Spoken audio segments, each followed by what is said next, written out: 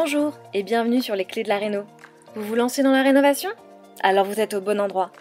Les clés de la réno, c'est le podcast qui vous accompagne tout au long de votre projet pour aménager et décorer la maison ou l'appartement qui vous correspond. Je suis Alison, aujourd'hui architecte d'intérieur et décoratrice. Je vous propose ici mes conseils et mes astuces pour transformer votre projet en un intérieur beau, chaleureux et fonctionnel dont vous serez fiers. Je suis passée par là. Je sais ce que c'est que de devoir gérer une rénovation en plus de son quotidien. C'est pas toujours une partie de plaisir, mais ça en vaut tellement la peine au bout du compte. Seul ou avec un invité, laissez-moi vous aider à simplifier les étapes, vous apporter les clés dont vous avez besoin pour que votre projet se passe au mieux.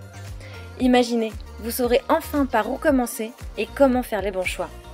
Retrouvez-moi aussi sur Instagram, c'est tout simplement les clés de la réno podcast pour encore plus de partage et de retour d'expérience. Allez, on y va ?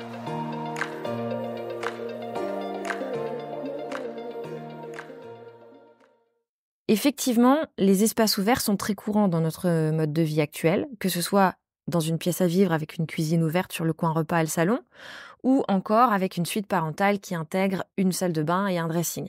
On aime associer plusieurs fonctions dans une même pièce, dans un même espace visuel, car on aime l'idée que ce même espace puisse être multitâche, un peu comme nous finalement, dans ce monde moderne.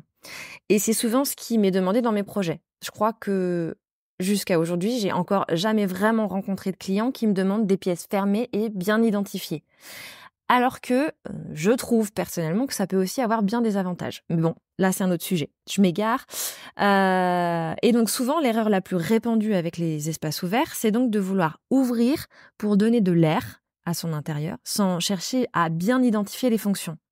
Ce qui crée une sorte de flou à la fois visuel et fonctionnel qui n'est pas agréable à vivre et qui va peser finalement, qui va créer une sorte de charge mentale inconsciente. Ça peut fonctionner, mais on peut avoir l'impression qu'on ne sait pas bien où s'arrête quoi et donc parfois à quoi ça sert, ce qui peut vite créer de la place perdue entre ces espaces flous. Bien délimiter les espaces permet tout simplement de bien identifier les circulations et donc de se faciliter la vie au quotidien, mais aussi d'optimiser les volumes, car c'est souvent au moment où on va réfléchir ces espaces et comment les réorganiser pour que tout soit clair qu'on va pouvoir identifier les volumes non utilisés et donc la place perdue. On va réfléchir donc à comment les optimiser. Par exemple, en créant une bibliothèque, une cloison séparatrice qui sera peut-être surmontée d'une verrière, pourquoi pas, un rangement fermé sur mesure, un coin bureau, etc., etc.